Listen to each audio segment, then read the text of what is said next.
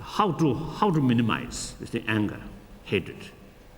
Firstly, it is extremely important to realize the negativeness about negative emotion in general, and particularly hatred. You see, hatred, actually, I consider the ultimate enemy, or ultimate, ultimate enemy. Why? What is the meaning of enemy? Enemy means a person, or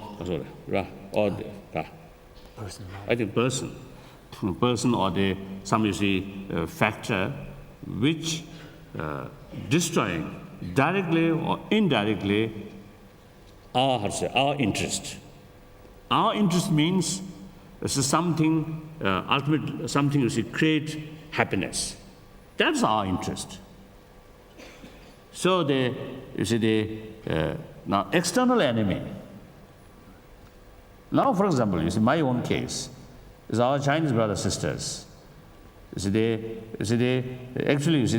are destroying. Tibetan, right? And through that way, more suffering, more anxieties, develop. But then, no matter how forceful, it cannot destroy the supreme source of my happiness. That is my calmness of mind. That external enemy cannot destroy. For example, our country can invade it. Our possession can destroy. Our friend also can destroy. Can be separate. But these are secondary for my mental happiness.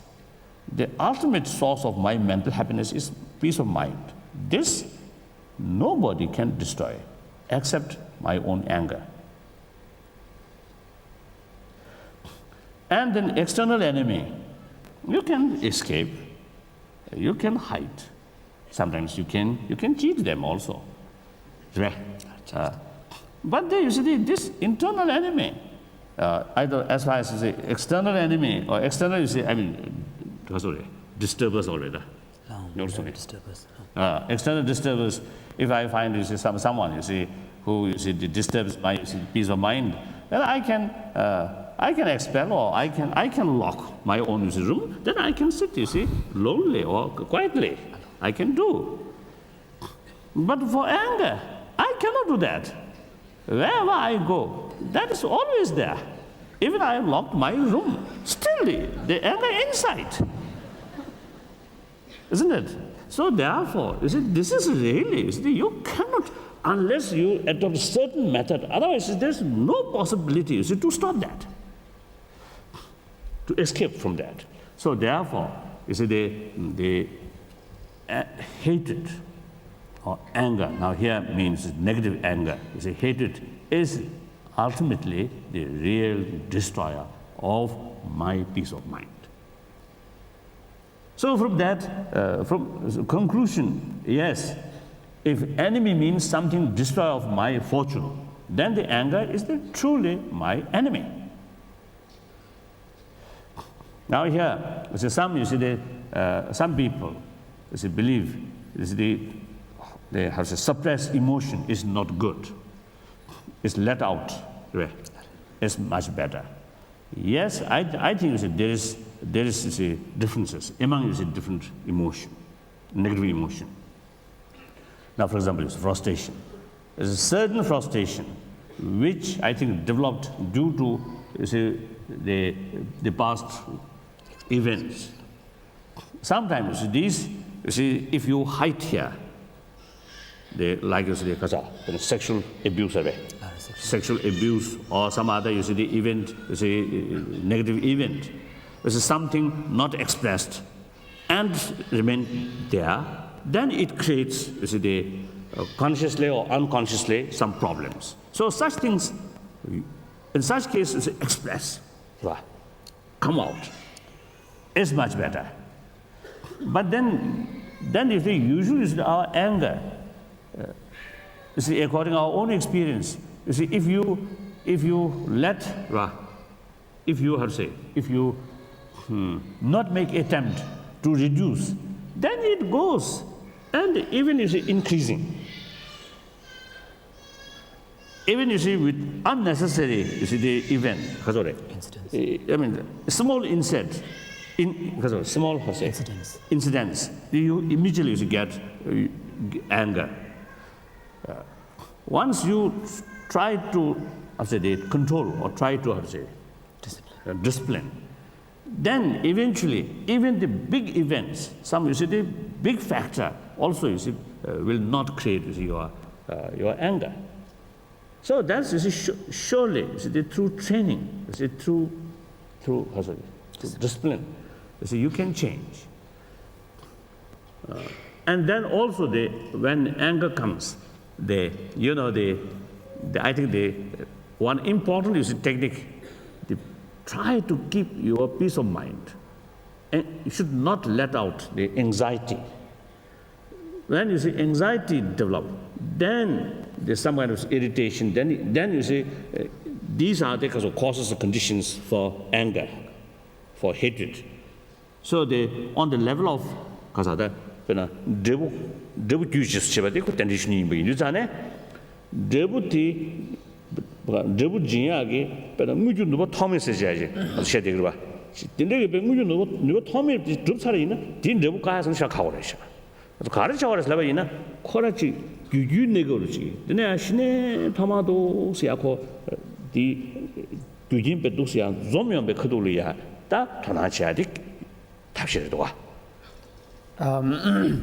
As we can see from our own experience that there is a kind of a natural connection between causes and conditions, and when certain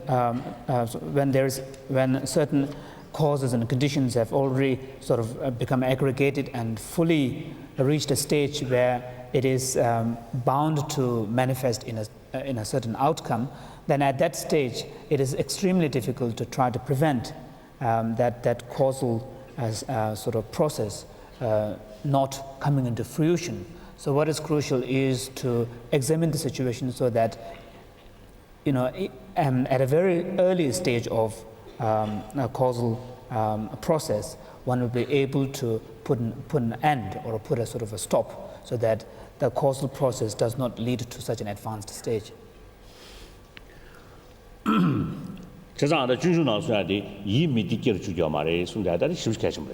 So tadili yang anzo jikbena cendi bena togo tamsum bu cembe si nigu nyanda ga cembe ta dinde mangu ji de dawale ngi warwa ta dezu thali ya ene ko khodu li shi de de kan ni sim ji da yi mi di mo ju shi sim ben hlo ro yode ta di mo chu ya tabshi cha di kya chum sha. So Bodhisattva Charavatara, Guide to the Bodhisattva's Way of Life, in that text Shantideva mentions that it is very important to ensure that the person does not get into a situation where the person can feel dissatisfied, sort of lead to dissatisfaction, because dissatisfaction is the seed or the cause leading to anger and frustration. So what is crucial is to ensure that the person does not come into sort of a situation where dissatisfaction can be experienced, and this means that one must adopt a certain sort of outlook towards one's material possessions, towards companions and friends, and towards various situations. And our feeling of dissatisfaction, unhappiness, and loss of hope and so forth. I think actually all phenomena. So something that you can but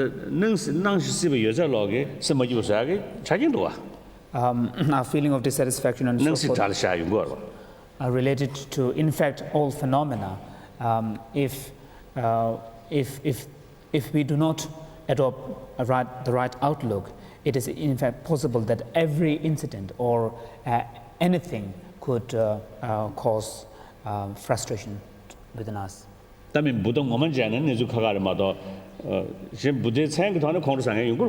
it is also, although it may be different when someone has a direct sort of a personal encounter with the Buddha in person, but it is possible that in some cases people even by the name of the Buddha can cause anger and frustration.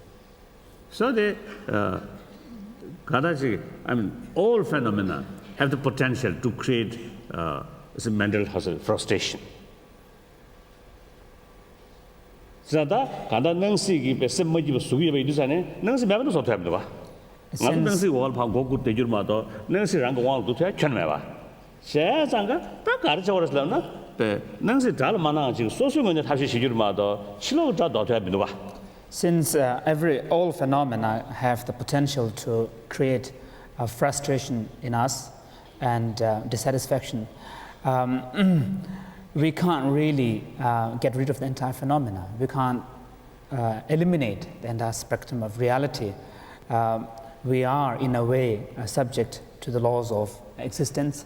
So that leaves only one option, that is to change our own outlook, change our own attitude, the way we relate to things and events. So by bringing about a change in our outlook and our attitude towards things and events, the reality, then instead of the entire phenomena becoming enemy or source of frustration, in fact they can become friends and source of happiness. Now particularly, like you say, enemy. One way, of course, the enemy is very bad, you see, disturb our mental peace and destroy some of our, good things.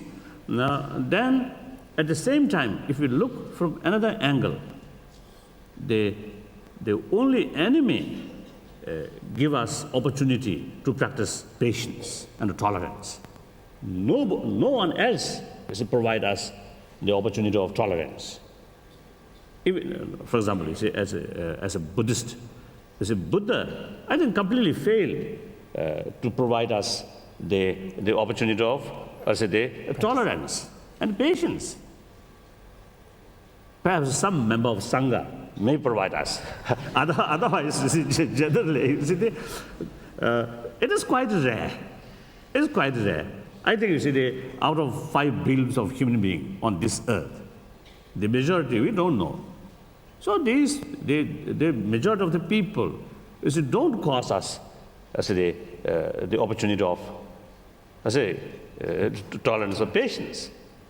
So only those among those people whom we know, and within there, those people who create this problem to us. Now these people are really provide us the good opportunity of practice of tolerance and patience.